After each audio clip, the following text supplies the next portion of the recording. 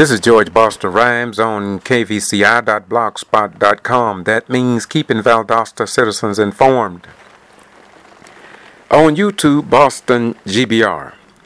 For decades, I've been talking about the old 1860 mentality here in Valdosta and Lowndes County, Georgia. Reverend Floyd Rose and President of the Southern Christian Leadership Conference, I understand, will be addressing the Valdosta City Council and Mayor on March the 7th, 2013. It is mainly because of what he calls unfair practices when it comes to the hiring of blacks in positions of power. Reverend Floyd Rose have addressed the Valdosta City Council many times before.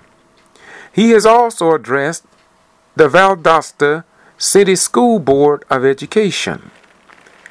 Back in 2009, he highlighted at the local school board the following, and this is in 2009, that the city school superintendent was white and the Justice Department knew about it. The assistant superintendent for teaching and learning was white, and the Department of Justice knew about it.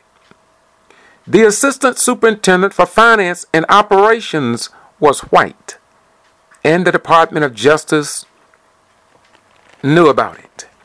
The curriculum director for grades pre-K was white. The curriculum director for grades 6 through 12 was white. The director of special education was white, and the Department of Justice knew about it. The head of human resources was white, and the Department of Justice knew about it. The director of personnel was white, and the Department of Justice knew about it. The administrative secretary was white, and the Department of Justice knew about it. The director of Title I was white. The director of Title 11 and the director of Title 111 was white. The director of Instructional Technology was white, and the Department of Justice knew about it. The director of Nutrition was white, and the Department of Justice knew about it. The director of School Social Services was white, and the Department of Justice knew about it. The director of Student Information was white, and the Department of Justice knew about it. The principal of the Valdosta High School was white, and the Department of Justice knew about it. The head football coach was white at Valdosta High School, and the Department of Justice knew about it. The names of all schools that bear somebody's name except one was white, and the Department of Justice knew about it. The receptionist was white, and the Department of Justice knew about it. The juvenile court judge was white, and the Department of Justice knew about it. Blacks had no input in the selection process of the juvenile court judge that was white, and the Department of Justice knew about it. 5 out of 9 school board members was white, but 80% of the students was black. The question concerning district lines have been apparently gerrymandered to ensure that whites would always control the education of black children, with every position of authority, perceived and real, was occupied by whites, and the Department of Justice knew about it. In a school district that is approximately 80% black, and the Department of Justice knew about it. And so in conclusion, we the people of goodwill have only one conclusion, and that is that the old 1860 Valdosta City Charter mentality is alive and well in 2013. What was the 1860 Valdosta City Charter. And what did it say? What did it say? How did it read? Well, it was reluctantly removed from the walls in 2004 because I, George Boston Rhymes, a retired military veteran, asked that it be removed because Valdosta had moved to a new level of inclusion and not exclusion. Now, this 1860 charter mentality was posted outside of City Hall chambers and outside of Judge Edwards' municipal courtroom. Let me share that quote with you from that disgraceful charter that was reluctantly removed to locations unknown and never published to the citizens of Valdosta, Lowndes County, South Georgia, and the state of Georgia.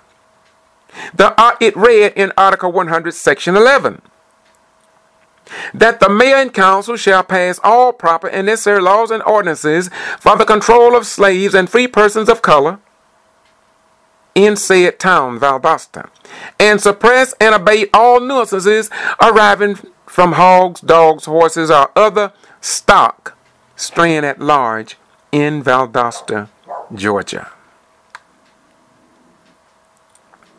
And now, we must ask a question. Why do we still have the same unfair hiring practices and whites are dominating all positions of power? Where is the Department of Justice, the watchdog, or the one who enforces the law of equal rights for all citizens here in the United States of America? And so, in March 2013, the S.C.L.C. as well as the NAACP will be addressing Mayor John Gale, Councilman Wright, Councilman Yotes, Councilman White, City Manager Larry Hanson, Councilmember Payton, Councilmember Norton, Councilman Carroll, and Councilman Sonny Vickers, along with the people that will attend this public meeting in the state of Georgia. However, we cannot expect nor rely upon the newspaper, the Valdosta Daily Times, nor the television stations, and I do mean plural, nor the radio stations, except for 105.9 FM and 92.1 FM conservative radio stations. Just maybe those two radio stations will report the beef of what happens at this meeting. But let me read to you now in 2013 why people in the community are up and enraged, especially one minister, Floyd E. Rose. Floyd E. Rose have said that a new police chief have been hired by the city of Valdosta, Georgia. And he writes, I received this email this morning, the new police chief is white. The city population is 55% black. The mayor is white. The city manager is white. The assistant city manager is white. The deputy city manager is white. The clerk is white. The director of finance is white. The director of public utilities is white. The president of the S.C.L.C. asked these questions. Can you imagine, he said, in your wildest dreams, that if the city was 55% white, the mayor would be black, the city manager would be black, the assistant city manager would be black, the deputy city manager would be black, the clerk would be black, the director of finance would be black, the head of community development would be black, and the director of public utilities would be black. the president of the Southern Christian Leadership Conference, the organization that Dr. King did many of his work under, he said that would never be acceptable by white America. Let me repeat. The president, I'm reading from the email, the president would never, that would never be acceptable to whites here in Valdosta. And what would not be acceptable to whites should not be acceptable to black and white right people here in Valdosta. And so, Reverend Rose go on to say, we will be at City Council Chambers Thursday, March the 7th at 5 p.m. And he said that he would be inviting everybody from the community to help express their concerns about these and other issues important to the S.C.L.C. He also says that the former president of the NAACP, Lee Thurston, will also speak on this issue. And he said, we urge you, your relatives, your friends, and everybody who is concerned about the example that is being set for our children and theirs to join us Thursday in council chambers. Please pass the word on. Floyd E. Rose, S.C.L.C. president, the organization that Reverend Martin Luther King Jr. co-founded with Reverend Joseph Lowry. And let George Buster Rhymes close by saying this. We had 3 Valdosta City School Board meetings a few weeks ago. 3 of them over a 3 or 4 week period. And the Valdosta Daily Times and our local TV stations and radio stations ignored the words coming from President Lee Thurston, words coming from Minister John E. Robinson, who speaks for the economically oppressed citizens in our beloved community, as well as other people that addressed their elected officials. It was as if though a tree fell in the forest, and we were all sitting around the tree. We saw the tree when it fell. We watched the birds fly away. We watched the squirrels scrambled for their lives. We watched the limbs hit the ground. And then the general public here in Valdosta, Lowndes County, and South Georgia, by the actions of our South Georgia news media, were told that the forest did not even exist and that there never was a tree in our beloved community to fall. Yet, we all look at each other and say to ourselves, why did they not tell us about the forest that we live in, or the tree that we watched every day, and the little birds that flew away, and the limbs that fell to the ground, or the squirrels that ran for their lives?